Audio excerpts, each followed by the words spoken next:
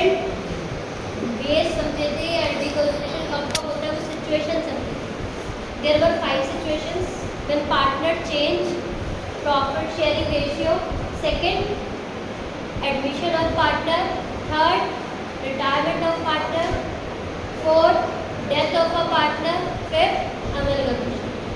तो admission of partner का मतलब क्या है? व्हेन वन पार्टनर या more than one partner admit in the firm. अब कोई पार्टनर अगर फर्म में एडमिट हो रहा है तो पहली बात जो सबसे इम्पॉर्टेंट थियोरेटिकल पॉइंट है कि who can be a partner, partner कौन हो सकता है वो आपने पढ़ा था। Second thing, how a partner be enter. For entering in partnership, there must be the consent of all partners. अगर सब पार्टनर का कंसेंट है तभी पार्टनर फर्म में एडमिट हो सकता है, अदरवाइज नहीं। For example we have 15 partner, है ना, A B C D E and they want to admit Z.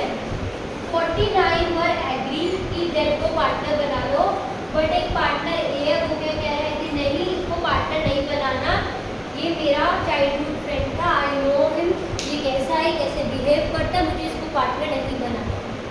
क्या ये Z एडमिट होगा या नहीं होगा? Because 100% consent is required. One mark का क्वेश्चन है। जब तक सब, और इसका रीजन है बेटा, म्यूचुअल एजेंसी चलती है ना, एक दूसरे के एक्ट बाइंड करते हैं सबको, तो हो सकता है ए इससे एडमिट हो रहा हो, Z इससे एडमिट हो रहा हो कि एक पर बात करना हो सकता है ना, क्योंकि एक का act carried on by all और any one of them acting for all is the most important feature of partnership. तो कोई एक की भी गलती से सबको फेस करना पड़ सकता है, इसलिए सबकी कंसेंट नेसेसरी है to admit a partner. But एक partner we can admit a partner for the profits. वैसे minor can not be a partner था, लेकिन for the sake of profits minor can be taken as a partner. Suppose किसी parents के साथ कुछ हो गया and they want to admit the partner, the son और डॉटर एज अ पार्टनर, तो वो एडमिट कर सकते हैं, लेकिन सिर्फ प्रॉफिट्स के लिए, उनका एक्ट बाइंड नहीं। This was a critical point. अब एडमिशन में आप क्या क्या पढ़ोगे, देखो, अगर एक तो एडमिशन चैप्टर है या रिटायरमेंट है, डेथ है, शेयर हमेशा कितना रहता है? टोटल, ठीक है।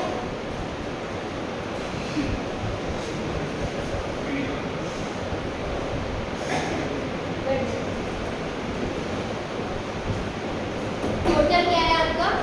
1 है। अगर कोई पार्टनर, मतलब ए और बी दो पार्टनर है और सी आपका एडमिट हो गया, तो डेफिनेटली ए और बी कुछ ना कुछ तो सेक्रीफाइस करेंगे in favour of C. Total will remain same. Total हमेशा किसी का क्या होता है? फ्रैक्शंस का टोटल 1 होता है। शेयर परसेंटेज 100 होती है और टोटल हमेशा 1 होता है। अगर सी एडमिट कर रहा है तो डेफिनेटली ए एंड बी या सिर्फ ए या सिर्फ बी कोई ना कोई सेक्रीफाइस जरूर कर रहा होगा, वही चीज सी को मिलने वाली, ठीक है। तो एडमिशन में generally what we calculate sacrificing ratio, या हम सेक्रीफाइस निकालते हैं। क्यों? क्योंकि जो इसकी फेवर में दे रहा है उसको लॉस नहीं होने वाला, उसको जो लॉस होगा उसका कंपनसेशन हमने अभी ले जाना, ठीक है। ये चीज अभी हम लर्न करनी है। तो इंट्रो में ये देखिए आप इस चैप्टर में क्या क्या पढ़ने वाले हैं, क्या क्या आपको करना है और ऑलरेडी कितना हम कवर कर चुके हैं। तो सबसे पहले हमें जो देखना है वो करना है कैलकुलेशन ऑफ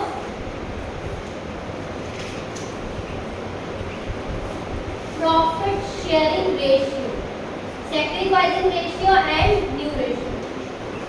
अगेन ये एब्रिविएशन मुझे अलाउड है, आपको नहीं है, आपको पूरा लिखना है सैक्रिफाइस या sacrificing ratio.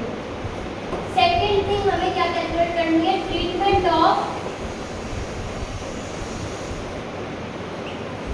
accumulated profits and losses।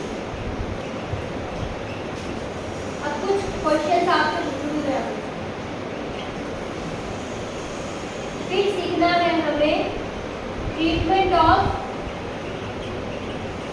Goodwill and premium of goodwill.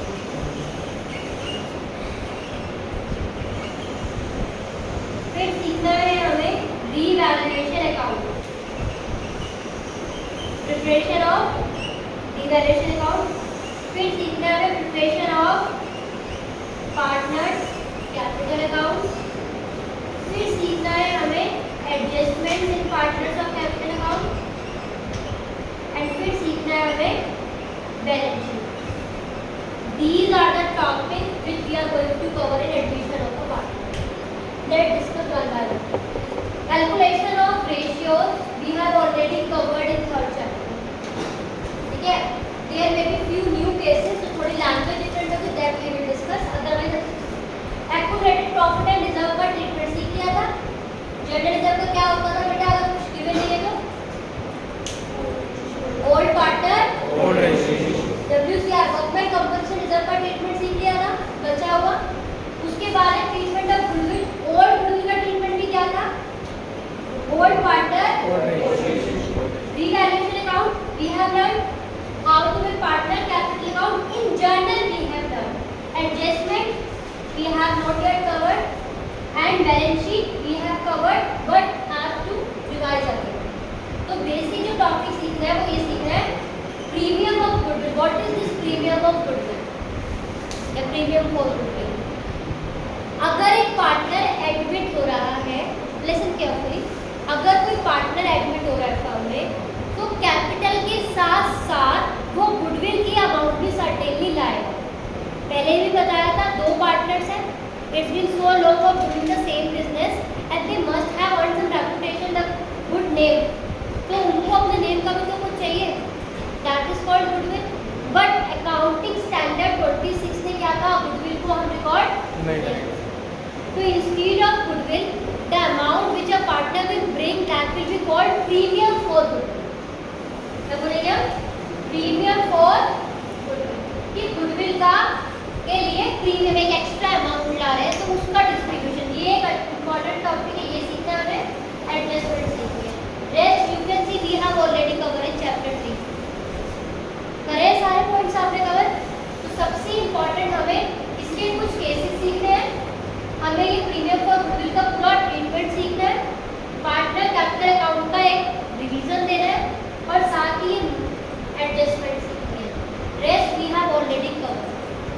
Retirement में भी आप ये देखोगे सिर्फ गुडविल का ट्रीटमेंट, पार्टनर कैपिटल की एडजस्टमेंट चेंज होगी, बाकी रिमेन सेम।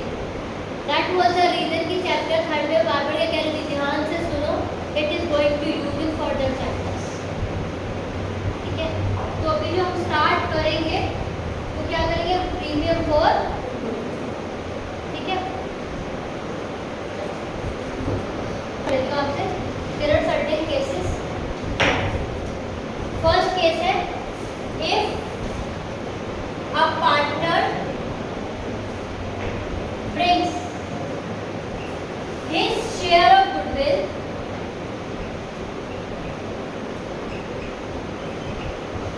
in cash। अगर एक पार्टनर गुडविल का शेयर कैश में लेकर आ रहा है then what will happen? सबसे पहले आप बताओ मुझे, 11th में पढ़ा था, अगर कोई इनकम है, this is just kind of income for other partners, income है ना ये, तो अगर कोई इनकम आप अर्न करते हो तो जर्नल एंट्री क्या बनाते हो? आप 11th में इंटरेस्ट रिसीव की एंट्री बताओ क्या बनती है? बताओ भाई, 11th आपने बहुत अच्छी पढ़ी है, आपके अकॉर्डिंग मार्क्स भी ठीक ठाक आ गए। इंटरेस्ट रिसीव की जर्नल एंट्री क्या होती थी? इंटरेस्ट रिसीव की journal entry, yes, cash account debit to interest receive. So this premium is just like a income for the firm. यहाँ भी एंट्री क्या होगी? Cash account debit to premium for goodwill account. क्या entry होगी? Cash account debit to premium for, और यहाँ amount क्या आएगी? न्यू पार्टनर का शेयर,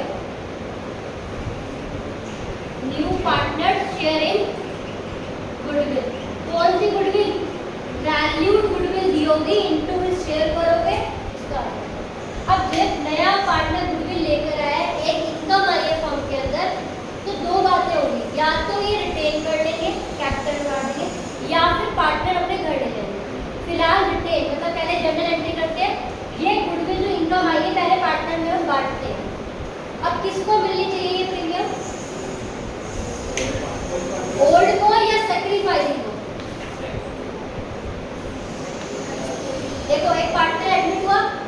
ए बी और सी 3 पार्टनर थे, सी एडमिट मतलब डी एडमिट हो रहा है, और डी जो एडमिट हो रहा है उसको जो शेयर दे रहा है वो सिर्फ ए और बी दे रहा है, सी नहीं दे रहा है। तो जो वो गुडविल लेकर आ रहा है तो किसको मिलनी चाहिए, ए और बी को, या फिर ए बी और सी तीनों को? होल्ड को मिली या सैक्रिफाइसर को मिली? यहाँ पर एंट्री क्या होगी, premium for goodwill account debit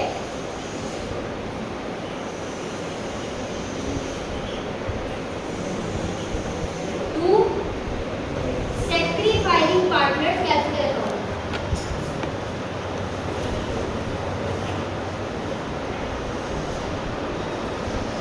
agree with this? जब क्वेश्चन में बोलेंगे कि partner brought this amount for the premium of goodwill, तो ये दो एंट्री दोनों नेसेसरी है। आप क्या बनाते हो, पार्टनर की कैश डालने की एंट्री बना लेते हो, एग्जाम में यूनिट भूल जाते हो, बेटा जो इनकम आएगी वो डिस्ट्रीब्यूट भी होगी। तो ये एंड टू एंड चलेंगे दोनों, ये वाली और जहाँ पर ये एंट्री आएगी वहाँ फिक्स ये आएगी। अगर क्वेश्चन कहते हैं कि ये अपनी गुडविल की amount partner has withdrawn, partner ने क्या किया, विड्रॉ कर लिया। जब विड्रॉ करते हो ड्रॉइंग की एंट्री क्या होती है, अगर मैं ड्राइंग कर रही हूँ, कोई भी पार्टनर फॉर्म से विड्रॉ कर रहा है तो एंट्री क्या होती है, ड्राइंग करने से कैपिटल इंक्रीज होती है डिक्रीज होती है? तो कैपिटल डिक्रीज होगा तो डेबिट होगा या क्रेडिट होगा? क्रेडिट या डेबिट? डेबिट होगा। तो यहाँ पर क्या होगा, यहाँ पर ही अगर बोलते हैं एक पार्टनर विड्रॉ, एक पार्टनर विड्रॉ,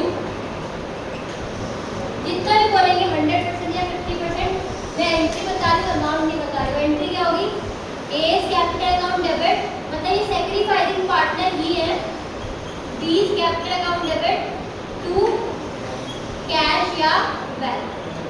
भाई ड्राइंग की एंट्री यही होती है। ये फर्स्ट सिचुएशन है, इसके ऊपर 10 क्वेश्चन है आपके।